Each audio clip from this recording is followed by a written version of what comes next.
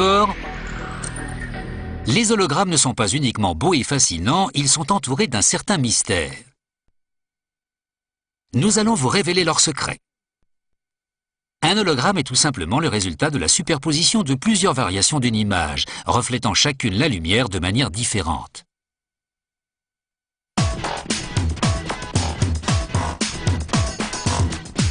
Un hologramme est une photographie tridimensionnelle résultant de l'enregistrement des interférences de deux faisceaux laser.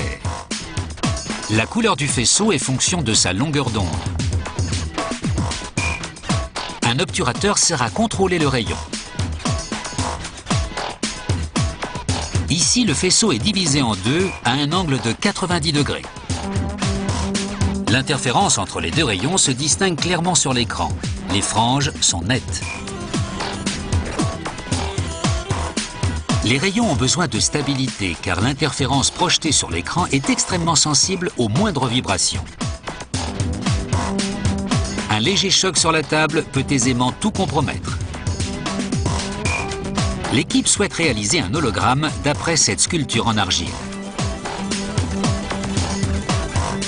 Elle est montée sur un pied magnétique afin de prévenir tout mouvement. Une plaque de verre est alors placée en face de l'objet. Voici le trajet qui sera emprunté par le rayon.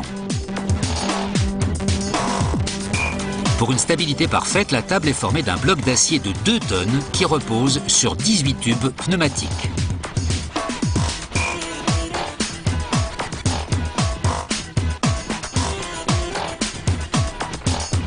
Un séparateur divise le laser en deux, pointant l'un des faisceaux derrière l'objet et l'autre devant.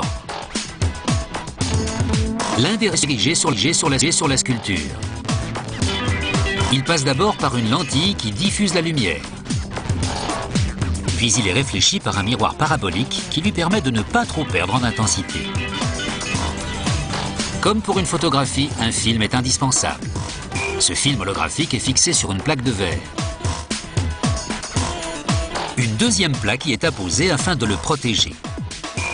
Le plus infime mouvement supérieur à 1/10 de la longueur d'onde du laser suffirait à tout faire échouer.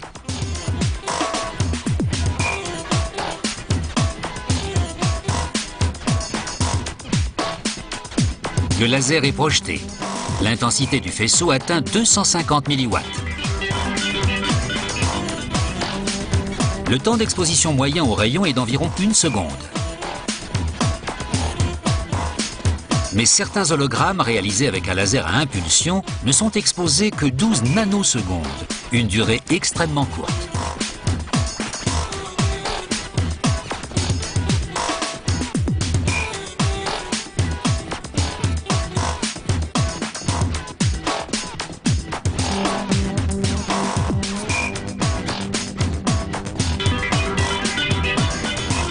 Comme pour une photographie, le film doit maintenant être développé. Ces bacs contiennent des solutions chimiques. Le film est d'abord plongé pendant 2 minutes dans le révélateur.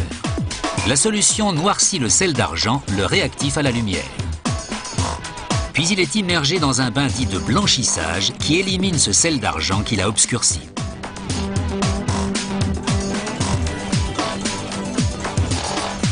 Le film est rincé. Cette étape permet d'éliminer les acides de l'émulsion afin de ne pas solution suivante.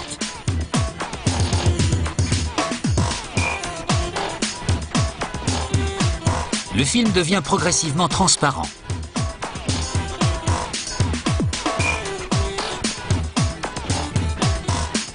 Il est de nouveau rincé à l'eau claire. Enfin, il est plongé pendant 1 minute dans un agent mouillant destiné à éliminer tous les résidus d'eau. Le film est séché. Il peut dévoiler ses secrets. Voici l'hologramme achevé, conçu à partir de la sculpture. Certains hologrammes peuvent être animés. Ils sont créés au moyen d'une série d'hologrammes fixes. Selon la complexité d'un projet, un hologramme est réalisé en 1 à 5 heures. Simple, quand on sait faire.